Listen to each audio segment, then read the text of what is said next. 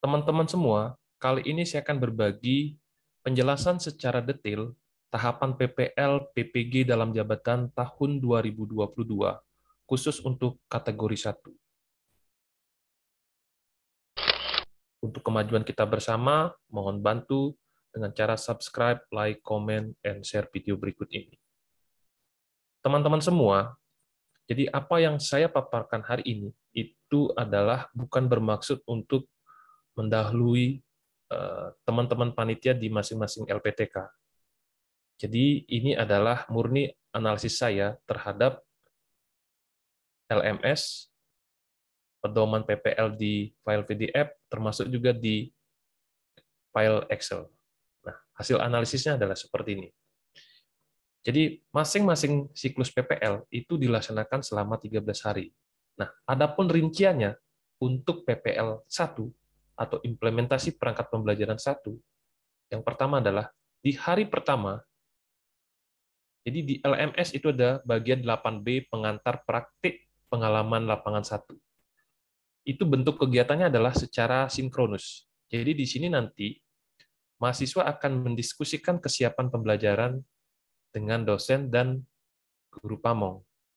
Nah, di bagian ini juga teman-teman akan mengunggah perangkat pembelajaran 1 di bagian 8.B.1. Ya. Nah, di hari pertama ini tugas teman-teman dosen pembimbing dan guru pamong itu adalah mengecek kesiapan perangkat pembelajaran mahasiswa, kemudian mengkoordinasikan kesiapan PPL 1, sarpras, apa yang diperlukan, dan lain-lain. Sehingga ketika nanti mahasiswa mengimplementasikan perangkat pembelajaran 1, itu mereka bisa laksanakan dengan baik. Berikutnya di hari pertama juga, teman-teman bisa menilai kembali perangkat pembelajaran yang telah diupload oleh mahasiswa. Dan ini juga bisa dilakukan di hari berikutnya, kalau memang mahasiswa belum mengupload. Ya. Jadi penilaian dosen dan guru pamong itu dipisahkan. Jadi di bagian 8B2 dan 8B3. Ya.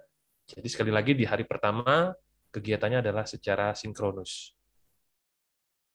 Berikutnya, untuk di hari kedua sampai di hari ke-6, itu bentuk kegiatannya adalah secara asinkronus, di mana mahasiswa akan mengimplementasikan perangkat pembelajaran 1 dan menilai siswa sesuai dengan penilaian dan perangkat asesmen yang telah dibuat. Termasuk juga karena di sini akan mengupload video pelaksanaan pembelajaran, maka di sini teman-teman mahasiswa juga akan merekam pelaksanaan PPL 1. Adapun aktivitas dosen dan guru pamong di sini adalah teman-teman akan mengobservasi, mereview, dan membimbing mahasiswa, misalkan melalui grup WA, atau kalau mahasiswa ada permasalahan mungkin via telepon. Ya. Tetapi bentuk kegiatannya di LMS itu adalah secara asinkronus. Jadi intinya adalah di sini mahasiswa melaksanakan atau mengimplementasikan perangkat pembelajaran, menilai anak-anak sesuai dengan form evaluasi yang telah dibuat, dan merekam pelaksanaan PPL 1. Nah, berikutnya teman-teman, di hari ke-7 dan ke-8, ya, itu sama juga bentuk kegiatannya adalah asinkronus. Di sini kegiatan mahasiswa adalah menganalisis hasil penilaian siswa yang telah dilakukan di hari kedua dan ke-6, termasuk juga menyimpulkan hasil penilaian yang telah dilakukan. Nah, di hari ke-7 dan ke-8, mahasiswa juga wajib mengunggah video pembelajaran 1 versi utuh. Ya, mungkin teman-teman videonya diunggah dulu ke Drive yang utuh ya, linknya disematkan di bagian 8.c. Nah, apa tugas dosen di sini? Jadi tugas dosen dan guru pamong di sini adalah membimbing mahasiswa melakukan analisis hasil penilaian yang telah dikerjakan oleh teman-teman mahasiswa. Termasuk juga adalah menilai pelaksanaan PPL 1 berupa penilaian videonya. Ya, antara dosen dan guru pamong itu menilainya di 8C.1 dan 8C.2.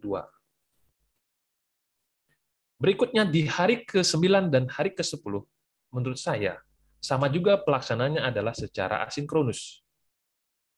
Jadi di sini mahasiswa akan mengedit dan mengunggah video PPL 1 itu durasinya kurang lebih 10-15 menit. Tapi sekali lagi, videonya utuh. Ada bagian pendahuluan, bagian inti, dan bagian penutup. Video hasil editing itu diunggah di YouTube mahasiswa ataupun di Drive mahasiswa, kemudian linknya dibagikan di bagian 8.d.1. Nah, apa tugas dosen dan guru pamong? Tugasnya adalah membimbing ya mahasiswa untuk mengedit, termasuk juga menilai video praktek 1 hasil editan mahasiswa. Jadi, teman-teman dosen dan guru pamong akan menilai di 8D2 dan 8D3. Berikutnya, di hari ke-11, ya, itu pelaksananya adalah juga secara asinkronus.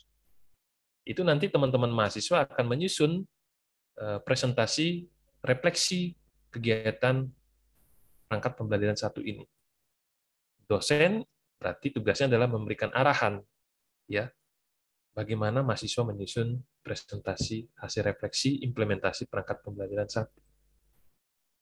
Nah, nanti di hari ke-12, menurut saya itu adalah akan dilakukan secara sinkronus, itu di bagian 8.e, yaitu pengantar refleksi praktek pengalaman lapangan 1. Di hari ke-12 ini, menurut saya, teman-teman mahasiswa akan mempresentasikan hasil refleksi implementasi perangkat pembelajaran 1. Tugas dosen adalah mereview presentasi hasil refleksi mahasiswa. Nah, di hari ke-12 ini juga mahasiswa akan mengisi form refleksi di LMS secara asinkronus itu di bagian 8.e.1. Ya. Berikutnya, di hari ke-13, ya, itu adalah bentuk kegiatannya secara sinkronus. Jadi di sini juga mahasiswa akan menyampaikan atau mempresentasikan hasil refleksi, termasuk juga refleksi keseluruhan kegiatan PPL 1. Di sini dosen juga akan memberikan feedback terhadap hasil refleksi secara keseluruhan berkaitan dengan pelaksanaan implementasi perangkat pembelajaran 1. Ya.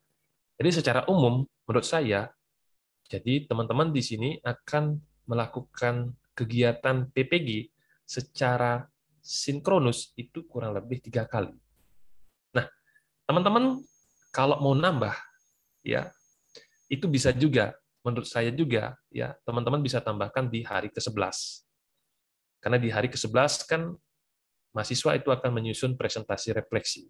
Nah, teman-teman dosen dan guru pamong, ya mungkin bisa menambahkan 1 tambahan sinkronus di hari ke-11. Tetapi sekali lagi itu adalah versi saya, teman-teman semua. Ya, kalau dilihat di LMS, cuma ada 3 link Vicon yang harus disematkan di LMS. Ya, terima kasih. Mudah-mudahan ini cukup membantu teman-teman untuk pelaksanaan PPL 1. Nah, berikutnya itu untuk pelaksanaan PPL 2 atau siklus 2-nya, ditambah lagi 13 hari berikutnya. Ya, secara umum itu akan sama, teman-teman. Jadi di hari ke-14 itu bentuk kegiatannya adalah sinkronus, jadi mengecek kesiapan mahasiswa untuk mengimplementasikan perangkat pembelajaran kedua. Berikutnya, di hari ke-15 sampai hari ke-19, mahasiswa akan mengimplementasikan perangkat pembelajaran yang kedua, termasuk juga menilai siswa berdasarkan evaluasi yang telah dibuat, termasuk juga merekam pelaksanaan PPL 2.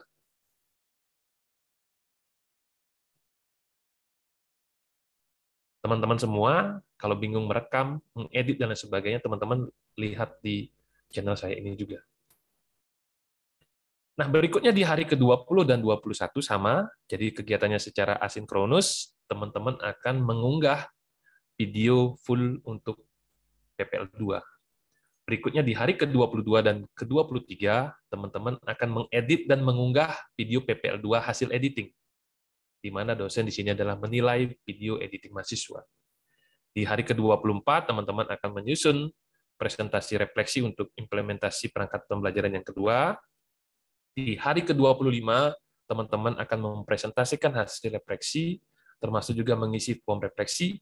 Jika ada mahasiswa lain yang belum presentasi, itu dilanjutkan di hari ke-26 sama juga. Jadi teman-teman mahasiswa akan mempresentasikan hasil refleksi, termasuk juga nanti dosen dan guru pamong akan memberikan feedback secara menyeluruh berkaitan dengan implementasi perangkat pembelajaran yang kedua. Ya, jadi sekali lagi tahapan siklus 2 ini sama dengan siklus 1. Nah, berikutnya di 5 hari berikutnya. Oke, mohon maaf ya. Itu di hari 27 ya, karena PPL 1 dan PPL 2 itu 13 tambah 13 jadi 26 hari ya.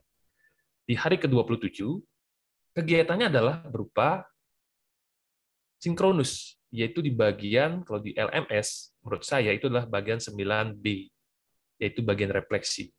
Jadi di sini mahasiswa akan melakukan refleksi terhadap keseluruhan implementasi rencana aksi, baik PPL 1 ataupun PPL 2-nya. Ya.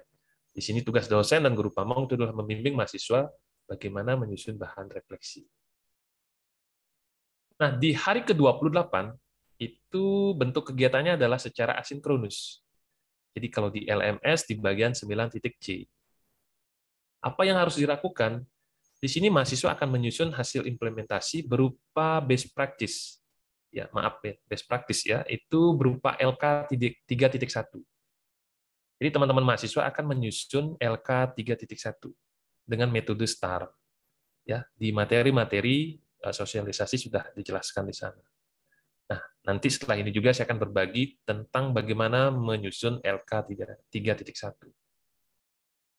Nah, tugas dosen di hari ke-28 itu adalah membimbing mahasiswa untuk menyusun laporan best practice ataupun LK 3.1. Nah, berikutnya apa yang dilakukan di hari ke-29? Jadi di hari ke-29, saya melihatnya itu adalah bisa dilakukan secara sinkronus. Itu di bagian 9.D. Itu bagian presentasi dan penguatan rencana tindak lanjut. Di situ menurut saya kegiatan mahasiswa adalah mempresentasikan LK 3.1-nya. Kemudian tugas dosen dan guru pamong itu adalah memberikan feedback. Nah, berikutnya apa yang dilakukan di hari ke-30? Ya, di hari ke-30 itu menurut saya bentuk kegiatannya adalah asinkronus. Ya, setelah mahasiswa menyusun LK 3.1, ya laporan best practice, teman-teman mahasiswa juga akan membuat rencana tindak lanjut RTL. Cuman saya tidak menemukan form RTL. Nah, berikutnya mahasiswa akan mengunggah RTL yang sudah dibuat itu di bagian 9.E. Di sini ada hal yang membingungkan ya, teman-teman. Apakah RTL itu sama dengan LK 3.1? Itu saya coba-coba baca, coba cari-cari di situ nggak ada penjelasan. Jadi kadang menggunakan istilah 3.1, ada best practice, ada rencana tindak lanjut. Ya. Apakah di 9.E ini itu juga tempat mahasiswa mengupload LK 3.1? Kemungkinan iya, cuma di sana bahasanya adalah mengunggah RTL. Ya, nanti silakan teman-teman dosen, guru pamong, teman-teman mahasiswa silakan bisa mendiskusikan. Itu intinya adalah apa yang sudah dikerjakan, teman-teman bisa upload di LMS, sehingga bisa lanjut ke tahapan berikutnya. Berikutnya teman-teman, di hari ke-31, itu menurut saya, itu dilakukan secara sinkronus. Dan tambahannya adalah asinkronus. Ya. Kenapa seperti itu? Karena di hari ke-31, teman-teman, menurut saya itu adalah kembali melanjutkan 9.D, yaitu presentasi dan penguatan rencana tindak lanjut. Di situ mahasiswa akan mempresentasikan RTL yang dibuat. Termasuk juga ya mahasiswa akan mengunggah bukti hasil best practice itu di akun guru berbagi, termasuk juga di media sosial. Jadi intinya rencana aksi yang telah dibuat berdasarkan masalah yang diidentifikasi itu hasilnya itu akan diunggah di akun guru berbagi atau ke berbagai media sosial.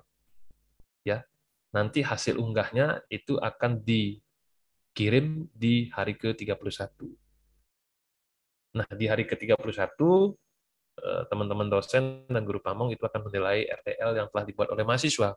Itu di bagian 9.M. termasuk juga teman-teman dosen di sini adalah mengecek dan mencermati ya hasil unggahan laporan best practice yang telah dikerjakan oleh teman-teman mahasiswa.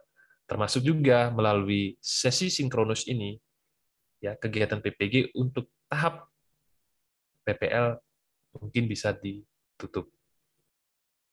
Ya, kira-kira itu semua hasil analisis saya berkaitan dengan tahapan PPL PPG dalam jabatan tahun 2022 untuk kategori 1 yang menurut saya ada beberapa hal yang tidak konsisten, termasuk juga ada beberapa yang membingungkan, termasuk yang namanya best practice itu LK 3.1 di beberapa tempat diistilahkan dengan RTL dan lain sebagainya, itu cukup membingungkan. Tetapi secara sederhana, ya, secara sederhana itulah hasil saya. Nanti teman-teman silakan bisa menyesuaikan, termasuk juga teman-teman dosen dan guru pamong dan mahasiswa itu mengikuti tahapan PPL yang telah ditetapkan oleh LPTK masing-masing di mana teman-teman mengikuti kegiatan PPG. Ini hanya perbandingan, silakan kalau iya bisa dipakai, kalau tidak ya tidak apa-apa juga. Terima kasih teman-teman semua, salam sehat, semoga sukses di kegiatan ini. Terima kasih.